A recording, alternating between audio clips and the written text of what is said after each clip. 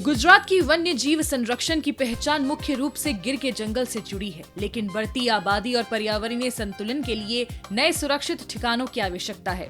इसी दिशा में पोरबंदर जिले में स्थित बरड़ा वाइल्ड लाइफ सेंचुरी में अक्टूबर 2024 से जंगल सफारी शुरू की गई है, जिसमें सुबह और शाम के विकल्प हैं। 192 वर्ग किलोमीटर में फैला ये अभयारण्य जैव विविधता से भरपूर है और जल व प्रवासी पक्षियों का सीजनल घर भी है।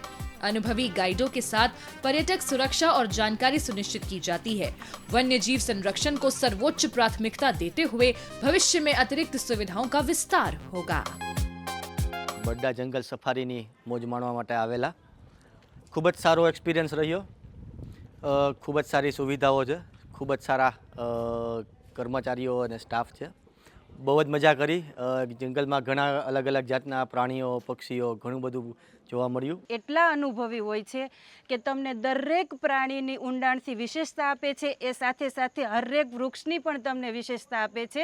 કયું વૃક્ષ ઔષધિમાં વપરાય છે, કઈ ઔષધિ બને છે, કઈ રીતે ઉપયોગ કરાય, એ પણ ઊંડાણથી માહિતી આપે છે। અમને બહુ જ મજા આવી અને અમે એમની પાસેથી ઘણું બધું શીખ્યા।